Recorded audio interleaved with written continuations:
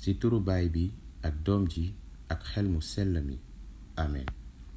Nous revoilà dans une nouvelle vidéo. Notre très cher Abou Ahmad nous a fait une vidéo réplique qu'il appelle correction.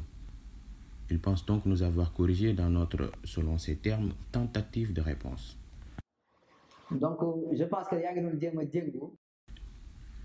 non, monsieur Abou Ahmad, nous n'avons pas tenté de vous répondre.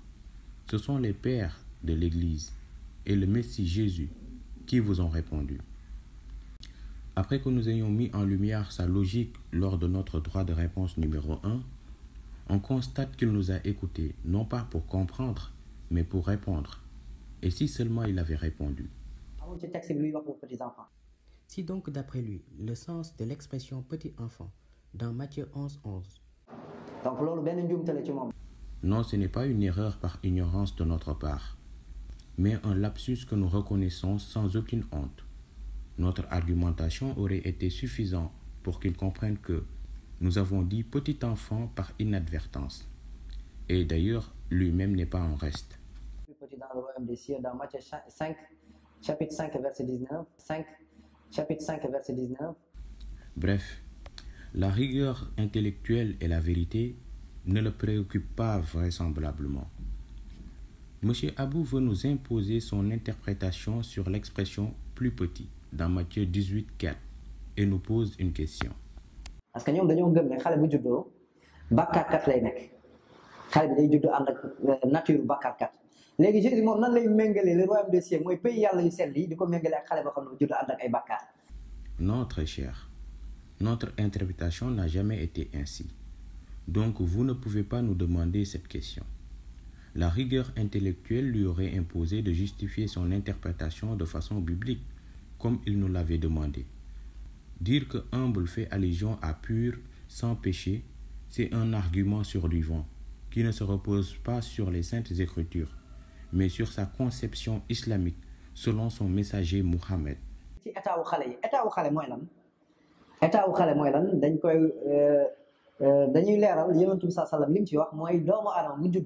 Ce qui est du pur sabotage intellectuel. Le terme pur dans la version grecque est katanos, qui peut être traduit par propre, pur, sans péché, sans reproche, etc. et qu'on retrouve dans Matthieu 5:8 ou Acte 20:36. Cependant, c'est tapinoro qui est utilisé en grec pour désigner l'adjectif humble dans le verset, que l'on traduit par humilier, réduire, rendre humble, abaisser, même terme utilisé dans Luc 14:11 ou Jacques 4:10. Or nous, dans notre exposé, nous étions dans l'explication du sens de l'expression plus petit, car dans tous les deux cas de figure, qui est plus grand est celui qui se fait petit, et celui qui se fait petit est celui qui sera élevé au-dessus des autres. Donc la réponse revient au même selon la manière dont les questions sont posées, l'humilité. Ce qui veut dire que nous avons bien eu raison sur le sens de humble, qui est à prendre au sens général en le comparant aux petits enfants et non au sens particulier. Le sens de humble n'a pas à subir une autre interprétation dans ce verset, dans la mesure où il fait l'objet pour interpréter l'expression petit enfant. Donc oui, Matthieu 11:11 et Matthieu 18:4 sont deux angles différents qui tendent vers le même objectif. Par voie de conséquence, Matthieu 18:4 est complémentaire avec Matthieu 11:11, car quiconque s'élève sera abaissé et quiconque s'abaisse sera élevé. Jésus ci boppam dafa jàngale le plus petit dans le royaume des cieux dans Matthieu 5, chapitre 5, verset 19 kooku bàkkaarkat la. Monsieur Abou Ahmad insulte l'intelligence de son auditoire. Sa pseudo-réponse ne règle toujours pas le sens de Matthieu 11:11.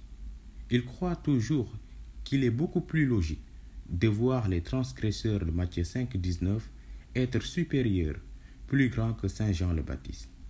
Notre ami ignore toujours que Matthieu 11:11 était simplement dans un but spirituel.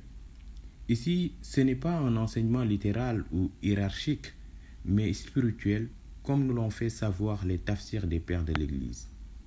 Et quand bien même le sens de humble est à prendre au sens pur ou sans péché ou sans reproche, comme le prétend M. Abou Ahmad, cela voudrait dire, selon sa méthode, que Saint Augustin a tort dans son tafsir, Saint Jérôme ne connaît rien du grec, et que c'est le Messie qui a enseigné que les transgresseurs de Matthieu 5, 19 ou les 100 péchés de Matthieu 18, 4, ce sont eux qui seront toujours et encore plus grands que Jean-Baptiste dans Matthieu 11, 11.